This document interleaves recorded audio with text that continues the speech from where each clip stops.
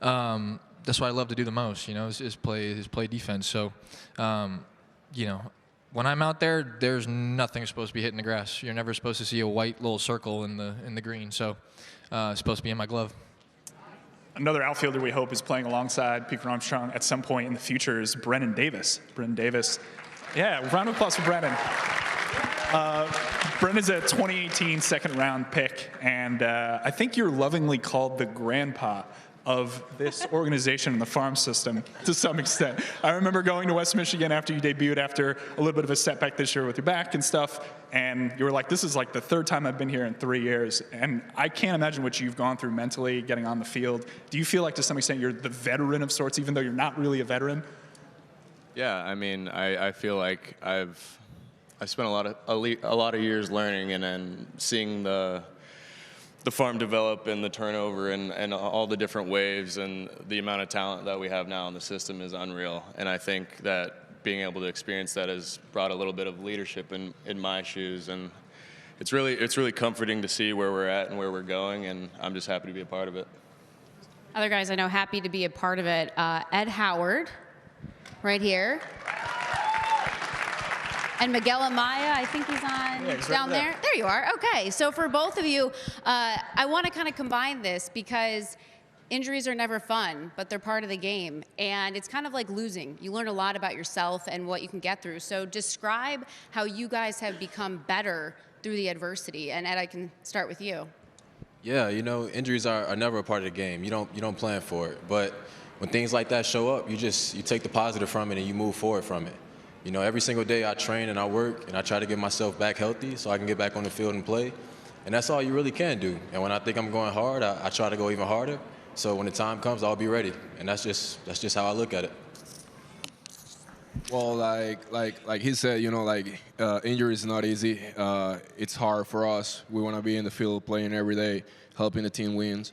And, you know, like coming every day and having, you know, like that mentally, that positive mindset, like a rock, that's going to help us, you know, like moving forward and getting better every day. And being around of these great people, it's helped us and motivate us to be better every day. We know that obviously these guys are fantastic on the field, but I also think it's important to acknowledge things they do off the field. And I'm going to go down to the end with Chase and Jordan down here. Both of you, Jordan, you recently got married. Your wife's name is Megan. Congratulations. And Chase, I believe you recently got engaged this offseason. So round of applause for that. Jordan, you're a 2021 first-round pick out of Kansas State. We'll start with you on this. How much of an influence has your now wife been on your play on the field? Oh, unbelievable. You know, you talk about when there's so much fluidity in minor league baseball, you're always moving around, always traveling. You know, the ability to have that one constant, that one rock in your life is huge for me, you know, because whenever she's in town, it just kind of takes me away from the field and allows me to decompress and relax. And, you know, you need that as a minor league player with all the constant go, go, go all the time. And just being able to, you know, be with her and, you know, not be so 100% focused on the game all the time. It allows you to just kind of reset yourself. Love it. And Chase, your fiance's name is Kenzie. You're a 2019 second rounder out of UCLA. Can you talk about the support system you have behind you? She's huge. So she comes from a pretty big baseball family, and so fortunately she understands the grind of being a girlfriend, fiance, wife of a baseball player, especially a minor league baseball player where we're jumping around, you know, in these middle of nowhere cities, and she has to come and visit and kind of put up with it, and it's not bougie like California or Georgia, whatever. But she's my rock. I mean, I go to her every night when I have something to complain about or vent about. She will listen to me and tell me and give me some positive reinforcement. But Jordan, like Jordan said, I mean, being a minor league baseball player, you need that support system, and that's what she does for me. And she, you know, she doesn't spend all season with me. She has, you know, she's an aspiring journalist, news reporter, so I fully support what she's doing. So we're kind of going down our two paths, and hopefully at the end meet at the top and be a power couple. I love it. Does she? Do you do practice interviews with her? I'm imagining, right? I do not. I will give her some credit because I watch her and I kind of base off of her skills, but she never directed me into. Well, so far so good. So she's Thank done. you. I Yes, appreciate good work. Speaking of the personal side, Jordan down there, Jordan Nwogu. I say the personal side because actually, fun fact, I covered Jordan when Michigan played in the College World Series. So I've kind of followed his journey for a long time now. And it's really a fun story. You walked on at Michigan. I think you just graduated officially. You got your degree from Michigan. So congratulations. Your major, you're a smart guy. What was your major? Computer science engineering. Yeah, I don't touch that stuff. That's why I sit up here. But your parents, professors as well. And so I bring up all of that just because it's a big part of who you are. You identify with the academic side, the athletic side. Talk about your journey and how it's made you who you are today as a person and player. I guess it just comes down to how my parents raised me and how they always put hard work and you can do whatever you want and like the forefront of my brain. Like school comes first, but basically you tell God what you want and the world is yours. So that kind of what they put into me from a young age and made me work for it, I think that's where it comes from. And I have no idea what happened to Michigan in the college football playoff, man. That was unbelievable. I'm so sorry. Anyways. I'm sorry. I had to bring it up. But obviously, a lot of the guys you're looking up at here were drafted by, Dan's department. Some of these guys are also acquired in trades, and I want to highlight two of them. Kevin Alcántara, who is down there, and we also have Ben Brown down at the other end, acquired in the David Robertson trade. Kevin was acquired in the Anthony Rizzo trade with the Yankees. Coming from another organization, I imagine there's a lot of intake, a lot of adaptation to new people, new teammates around you and everything. But I'd like to start with you, Kevin. Just acclimating to the Cubs, what do you think of the organization and what have you enjoyed the most?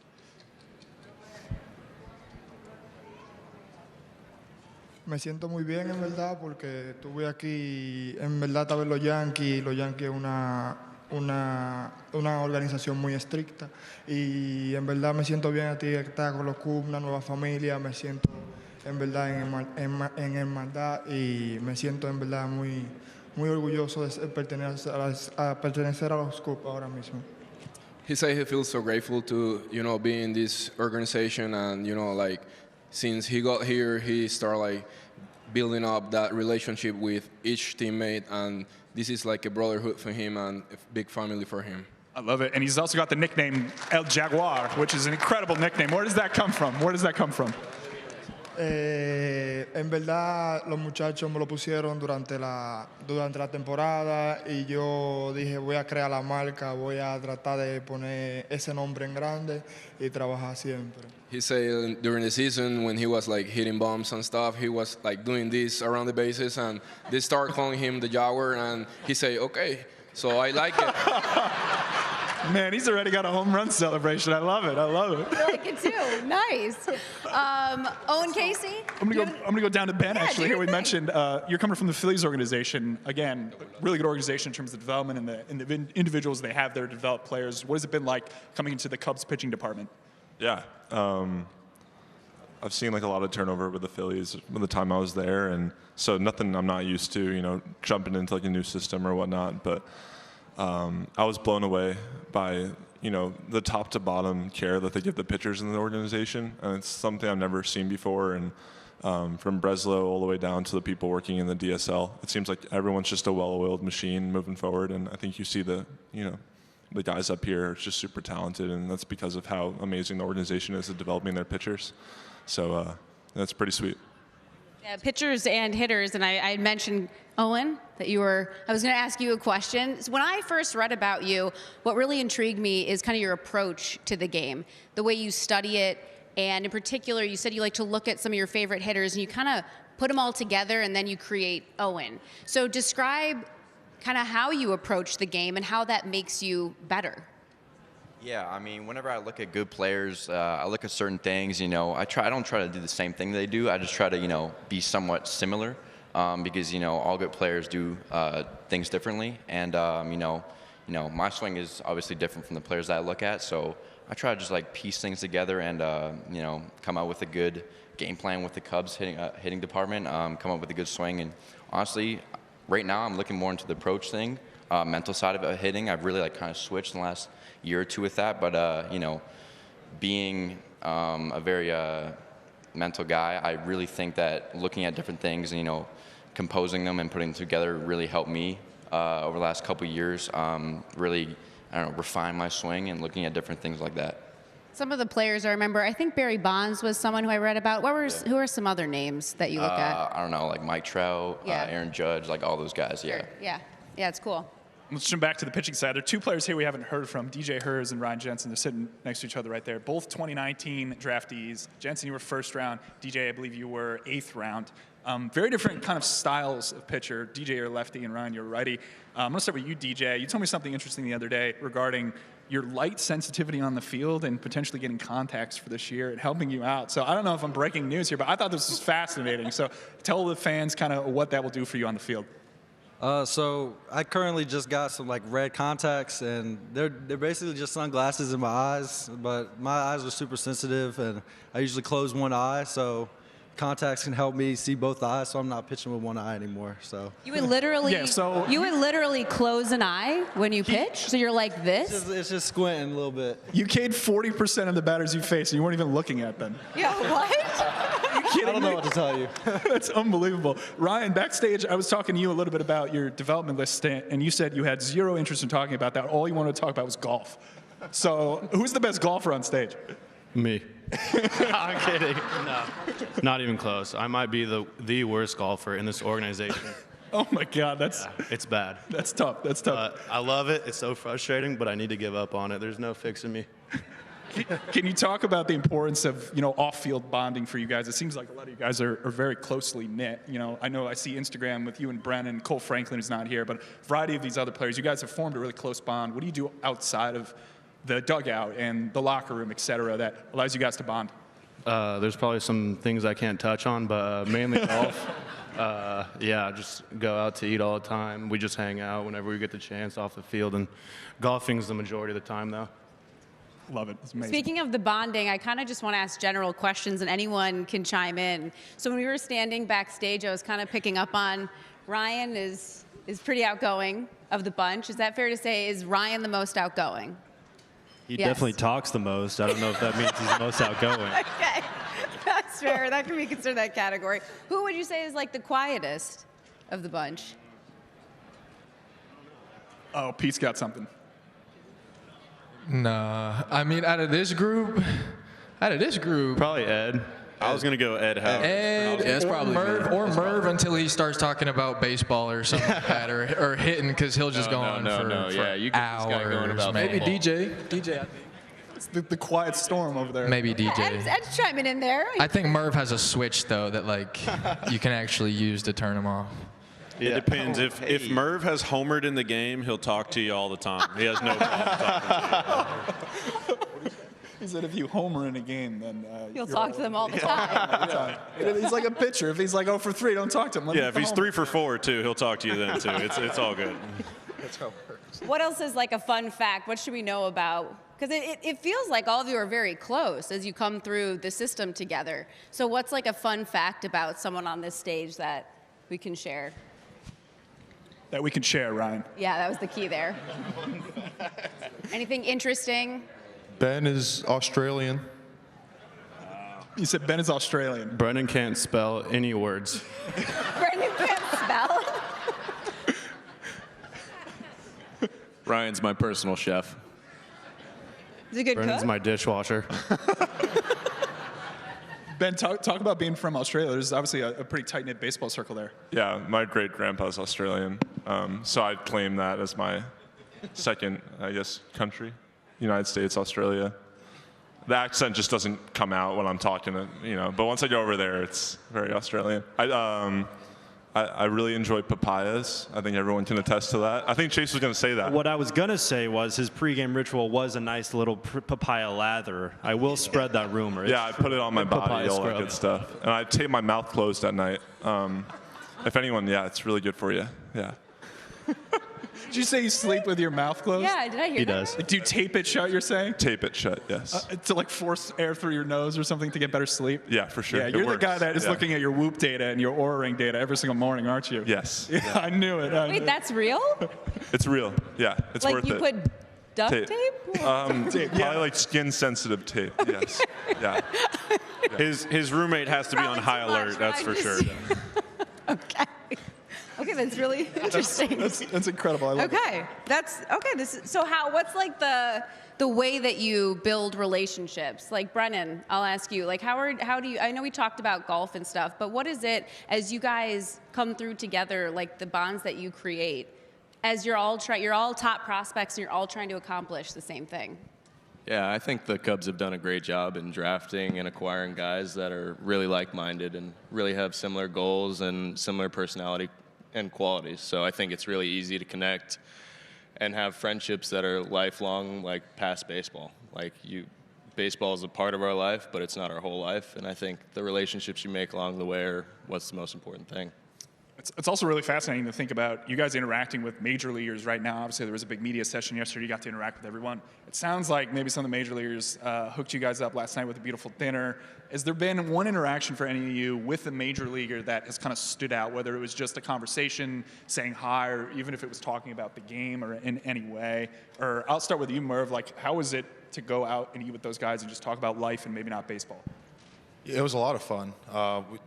No baseball at all last night. It was all, creating relationships with. I hadn't personally spoken to any of those guys before yesterday. I hadn't met any of them, so we were just talking about life, kind of getting to know each other, background, stuff like that. Because obviously we're going to be teammates, hopefully in a couple months, but it's a lot easier to play alongside guys if you know them and have a personal relationship with them. And there's a lot of international prospects, obviously, in this organization as well. And I want to go back to Miguel and Kevin down there. Obviously, representing your countries in the clubhouse and stuff like that. I imagine you guys get along. I know, Kevin, among a lot of the Latin American players, you're very, very energetic. You're not showing it on stage right now, but when I talk to Stephen Polakov and a lot of the other individuals in the organization on the hitting side, they always say you're the loudest. So can you attest to that, Miguel? Yeah, you could. Is Kevin the loudest? That's the simple question.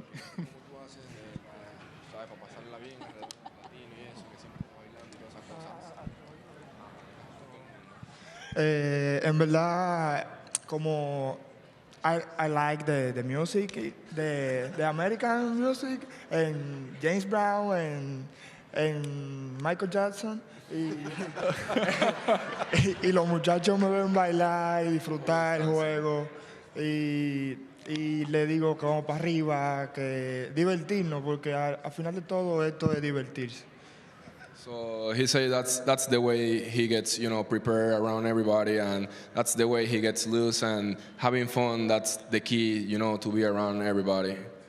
It's fun that we get to ask you guys the questions. You guys are also here, and you get to ask them too. So there are microphones in the aisles, and if any of you have questions, you can direct it at the players, and we're happy to take them. And so I think there's someone over there, and you can go ahead. This is for Kevin. Before we get to that, you often ask who's the best dancer. Is there a worse dancer on stage right here? Oh. Okay. Oh, is it Jordan? Oh, no. He's volunteering himself. Me and Merv might be pretty close there. Wicks is worse. It's bad. Yeah, that's what I'm thinking. I'm agreeing with Nwogu on that one. Dance off. Yeah, well, 100%. Absolutely Dance not. off. Dance off for the worst. Absolutely not. Their lack of rhythm actually might even out and create rhythm if we let them dance right now. We do have good chemistry. We will conclude with the dance-off. I guarantee that. That's the fan questions first, though. This is for Kevin. Is this mic on? This is for Kevin and Pete. Both of you guys were traded for Cubs legends, Rizzo and Baez. Did that put more pressure on you, do you guys feel? No, not at all.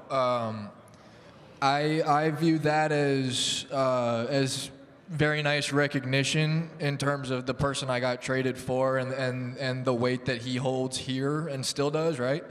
And that was my guy growing up. Like, that's who I watched a lot of.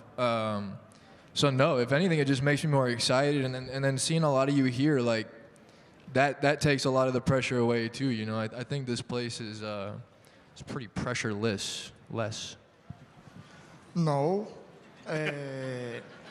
Esto en la pelota es divertirse y no sentir ninguna presión porque estoy jugando el béisbol desde los 5 años y me considero que si fue un cambio, no, yo puedo dar la talla por la persona que me cambiaron. He said he knows it was a big trade, but at the same time, he's been playing this sport since he was 5 years old, and he said like he can control that pressure, and for him that means a lot. He got that trade, but not pressure for him. Good question. We'll kind of just flip flop. So this side. So when you guys are moving up from levels, so most of you guys have already been called up. Some of you are waiting for that call up. Is it hard to adjust to the coaching staff at each level, or is it generally you guys get along right away? And who in particular would you like to answer that? I'll go Pete. The last part of that question was, is it like easy to get acclimated with the staff? Correct. I mean, I think at this level what I found is that it's less instruction, like in terms of like the coach is trying to get you better. They're there to work with you every day, and they kind of remind you that they're at your disposal, you know, and building relationships with the coaches at the new affiliates, I don't think is very hard, just because of the common goal that we all have. And shoot, like they want to see you get out of there just as bad as you do, you know. So, and specifically with the Cubs, man, like we got a great all-around staff, whether that's at the complex or, you know, low A through trips. Like there's good people all around. So I can only speak for this org, but it's not that hard to get acclimated at all. It's a good, it's good. Yeah, and Dan, can you talk a little bit about like syncing up of departments and, you know, top down? You guys obviously have to have some kind of through line philosophy that goes level to level, but again, like South Bend is not close to Myrtle Beach, so I imagine that communication can be difficult at times. Yeah, we put a lot of time and effort into just having some organizational alignment, and you know that falls under the umbrella of Jared Banner, our farm director, and you know his staff. They just do a wonderful job of that. I also think it starts in the player evaluation and acquisition process with our scouts, both on the domestic side and the international side. And you know it goes back to a theme that I was hearing earlier, as far as you know these guys all getting along and having some common threads among them. And you know I think one of those is just being a great teammate, and not just in the literal sense on the field, but off the field. And you know that's something that our scouts put a lot of time into, trying to find who's going to be a good fit, not just who's going to be a good player, but who's going to really fit in and be able to grow and thrive in the environment that you know our coaches have. And you know I think there's no better example than all these guys up here. So. But yeah, I would have to say that's really falls under the umbrella of player development, where Jared Banner and his staff just do a phenomenal job. Back over to this side. This question's for anyone. Do you guys want to go to the MLB, or are you guys looking forward to make it to the MLB? Owen, why don't you take this one? I mean, I think we can speak for everyone. I think I can speak for everyone on the stage, is that, you know, we're excited, but we want to go like past that. I think all of us on the stage want to be Hall of Famers, you know, but we're all pumped to get up there. You know, anything can happen really, but, you know, I can speak for all of us and say we're pretty pumped, and hopefully it's all with the Cubs. And on this side, DJ, what would you say? Yeah, I mean, it would be an amazing thing for not just me, but all these guys to be big leaguers and playing with them for years to come. And we're already building some chemistry together, so I think it'd be an amazing time for all of us at Wrigley. You can go back over to this side. Hey, this question's for anyone. Who were some of the pros that you watched growing up that really made you want to pursue a career in baseball? Jordan, let's hear from you on that one. So I think this one's going to be pretty much a house favorite. But for me, one of my favorite pitchers growing up was John Lester. You know, yeah, I'm sure we can applaud to that one. But just the tenacity he showed on the mound, and, you know, how he went about his business, and how he was there to not play around. He was there to go after guys. And that intensity that he showed, it really inspired me as a kid. I was a huge John Lester fan when he was in, you know, Boston, Oakland, Chicago. And then, you know, my all-time favorite, you know, was a guy I watched when I was a kid, was Chipper Jones with the Braves. He was, you know, someone that I will always look up to, and he's honestly the reason I really started playing baseball. So. Ed, what about you as a local kid? Anyone locally that you looked up to? Man, certain guys that stick out to me was, of course, Derek Jeter, playing shortstop. And then I grew up, you guys might not like this, but Alexi Ramirez, man, watching him, when he played on the South Side. And it's just certain guys stick out to me. And I just followed them and just continued to work and became my own player. Yeah, I could see that, Alexi, in some of your game. On this side. Well, this question is for everyone. What's the worst possible place to get hit? Well, I think there's an obvious answer to that question, but let's pick a different body part, guys. Let's go to Jordan. What are we down here? Besides the obvious answer, I would say probably the knee, like the side of the kneecap. Yeah, it's pretty brutal. I would say square in the back. Right in the back hurts. Yeah. The ribs. Yeah, the ribs. I'll add to this is probably not a pitcher throwing it, but me fouling a ball off into the top of my foot has to be one of the most painful things I've ever witnessed in my life. Good question. Back over to this side. When you're under pressure in a tight game, how do you calm yourself down? That's a good question. Matt, I'll ask you about that. For me, I just try to think of whatever the situation is. Say, I'll give a specific example. Like, say it's the bottom of the ninth inning and I have a chance to drive in the winning run. I just try to think of it as another at-bat with an opportunity to score a run rather than trying to win the game. Because if you try to think about winning the game, your heartbeat goes up and the pressure rises. So I really just try to simplify it and try to just take it as another at-bat. And what about from like a pitching standpoint, Ben, I'll go to the end to calm yourself and slow the heart rate down. I mean, I'm still kind of working on it, but... You have some tricks, it seems like, up your sleeve that you practice. I'll say just trying to find normalcy in between innings and trying to find some sort of, not like a superstition, but a routine that you're not really too focused on the game, but you're focused on the game. Just trying to have like that nice, like level-headed way of looking at what you're going through. So. This side. This question's for Dan. I wanted to ask about the past 2022 draft. What was the thought process in drafting someone like Cade Horton, who is basically a pitcher for like less than half of a season in college, versus someone like Brooks Lee, who you guys passed on, who was a known, well-known prospect, somebody that could have gone number 1, and is number like 33 in the top 100 prospects, and is a third baseman who would fill a really large gaping hole in the Cubs' current team?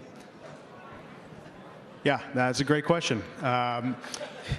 So, I think one thing just universally from a strategic standpoint when we're drafting, we're trying not to base it on need. I think if you go back in time and look at, if you're basing your decisions on need, you might be passing up somebody that might be just the superior talent. But in this case, our scouts collectively, all of us on the decision front, believed that Cade was the best player on our board at the time. And, that then ended up opening it up kind of just a different type of strategy for us to pursue a more where we could collect more talent for the rest over the rest of the draft. But at the time, I think if we based our draft on third-party rankings and who was a top 100 prospect, I think we'd probably be doing ourselves a disservice and not listening to what our scouts are telling us. So we've got a lot of faith in what our scouts are saying, and despite what the rankings might say at the time, and we hope that in the long run that it ends up paying off for us. And take us inside a draft room, because especially with the information that you have today, there can be from the scouts to the analytics. What are the conversations? What is happening in that room on draft day? Yeah, the draft day itself is pretty chaotic, but I think if you back up even the day or two before draft day, like Elise said, we're trying to assimilate and integrate information from a variety of disparate sources, oftentimes that third-party sources might not have, whether that's tracking data, as far as how hard, the spin rate of a certain pitch, whether that's the exit velocity, and then there's even things beyond that, whether that's we're trying to delve into the makeup of a player. That we're investing a lot of time and resources into meeting with all these players in the weeks leading up to it, so that we end up with a collection of talent, like you're seeing up here. And then, something that doesn't get talked a lot about is probably the health of a player. That's something that we invest a lot of time into beforehand. And, there's reasons why we probably can't be upfront in public about, the health of certain players. Then we just hope that sort of time will tell in terms of, the decisions that we make. But there is a lot of information that we try to be transparent about. We try to publicize. But the reality is, there's also a lot of information that we believe we have that's proprietary, that's valuable, and that drives a lot of our draft decisions that isn't reflected in what the third-party publications are saying at the time. Great. On the left side of the room, yeah, your question.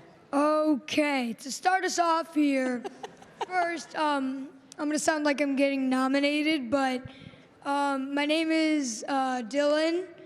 I mean, you could call me DP. Dad, you recording? Okay, good. I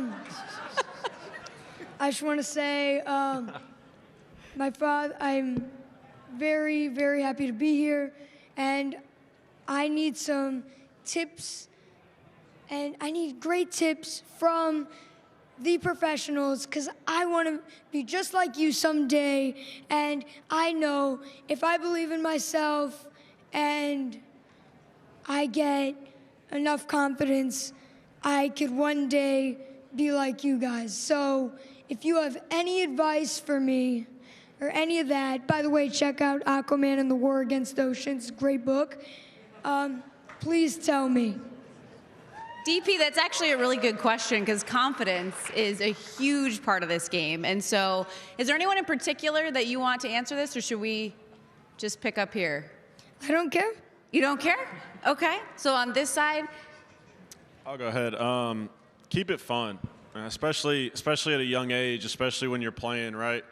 Because you put so much more into something when you enjoy it, when you love being there, when you having fun, right? If you put all this pressure on yourself and you make it so serious at such a young age, they'll take the fun out of it, right? Some of my best memories playing baseball are when I was growing up in travel ball, when I was in high school with my friends, just enjoying being there, enjoying the camaraderie of the people around you and, those relationships. So just keep it fun, right? Because the more fun you have, I think the more you'll get out of it. And Owen, I saw you reaching. What up, DP? Honestly, going on what Wicks said, have fun, but I want you to outwork everyone in the room, okay? Like, you can have fun, but outwork everyone, and I assure you, if you give 100%, you're going to get what you put into it. You know what I mean? Okay. I like it. Is there anyone on this side who has some tips about confidence? No? Kind of. Yeah, I was just saying, like, you're clearly very passionate about what you're talking about, so kind of going off of those guys saying, have fun. Obviously, if this is something that you care about, then keep working at it and don't let people stop you. Thank you. Stuff. On the right side, or our right. All right, hello. What is your day looks like on the road to the majors? Whenever you're on the rookie league, all the way to AAA, what does your day look like from start to end, preparing to get into the major leagues? Yeah, that's a good question. I want to hear Ryan Jensen's day. What's your day like, your day-to-day? What do you do? What do you do when you wake up and after the game, et cetera? In season, I normally wake up around 11 o'clock, get the day started pretty early. I mean, we're getting done at like 10:30, 11 every night, so it takes a little bit to wind down, but wake up at 11, make some brunch, then head to the field around 1, roll out, just get my day going, get ready to throw, and that's about it. I don't do much as a pitcher. It's a pretty boring life, I'm not going to lie. What's on the brunch menu that you make? What? What's on the brunch menu that you make? I normally go with like a good breakfast sandwich. Okay. Yeah, that's my go-to. Some bacon and sausage. I'll add this on to Jensen's point. Best chef in the organization right there, Ryan Jensen. Soon to be Chicago. DJ, what about you? How can you add to what a day looks like for a minor leaguer? I'm pretty much the same as Jensen. I'll probably wake up 11:30, and then head to the field, get in what I got to do, and then I'm either pitching or I'm watching 9 innings every 5-6 days in a row. and then I go home and go to sleep and repeat it the next 100 days. So 140 days. So that's pretty much the day. The routine is real. It's not as terrible as they make it sound either. I just want to let y'all know that. How about on this side? Over there in the pink sweatshirt. I'm scared. You don't have to be scared. Do any of you collect cards? All right, who collects cards? Let's raise your hand. I've dabbled in it. Dabbled? But, no success. It's just all it does is just take my money. It's an expensive hobby. I know Justin Steele at the major league level is very into it. There was a right. really good documentary about that. Is anyone else into cards, or were you into cards as a kid? You can raise their hand, or I collected cards as a kid here and there. I was more into the board game All-Star Baseball. Oh, of course. From back in the day, my dad got me into that. But that was my baseball card collecting life. all right. Last question will be over here on the right. Hi, I am a native of Des Moines, Iowa, and I am just curious, what have you guys found in Iowa that you love? Okay, so what kind of Matt, Brennen, what have you found in Iowa that you love? Sure. Yeah, I mean, I really love how tight-knit Des Moines is and how beautiful the city is. There's a lot to really enjoy. The artwork in the city, the people that are around, and the fans that come out to support. That's kind of my favorite part about the city. The food is really good too. I tried to go to as many restaurants as I could in Des Moines, and everywhere I went, I had a good meal. Have you guys been to the farmer's market on a Saturday morning? That's a good farmer's market. Yeah. The well, burritos. What's that? The burritos. The burritos. I haven't tried a burrito. Have you guys tried a burrito? Okay, so we got it to the list. I also overslept the farmer's market a lot. It seems to be a theme here that you guys wake up a little late. It has been really great to get to know you guys, meet you, talk to you. It was also really great to watch you last season. We look forward to doing that again this year. But for now, I'm going to take us out with some of the best moments from last season. So let's take a look.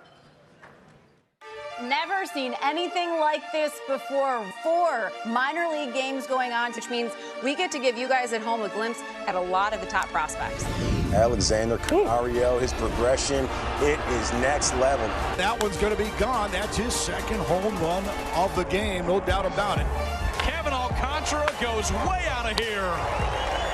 It is gone. Brennen Davis, bye-bye. Middle finger here, and I spike my index finger just a little bit. Over time, it just kind of allowed my fingers to get to the front side of the ball, kind of kick it with that horizontal sweep. Some hardware, it is being handed out, and the honor, it goes to the man they call Mash Mervis. The dude came on our set and said he likes to hit home runs, and that's exactly what he did. 36 across a whole slew of levels this year, and for that, the Buck O'Neil Cubs Minor League Player of the Year award. A lot of joy, a lot of pride. This is something that every player wants to earn. How about this? Minor League Pitcher of the Year, it's Luis Devers, because all this guy did was shove from front to back. The long run for Crow-Armstrong. Did he make the catch? Yes, he did. As fiery as they come, the Cubs' #1 prospect. I dislike losing a little bit more than I like to win. A walk-off grand slam 2 hours away from his birthday. And the I-Cubs season ends on a 2-run walk-off homer by Jared Young. Flips it to Reed, and it's over. The South Bend Cubs are Midwest League champions. Pretty soon it'll be the way it was, where every year there were multiple players coming up to the big leagues and making a huge impact. People should be excited to watch the minor leagues right now.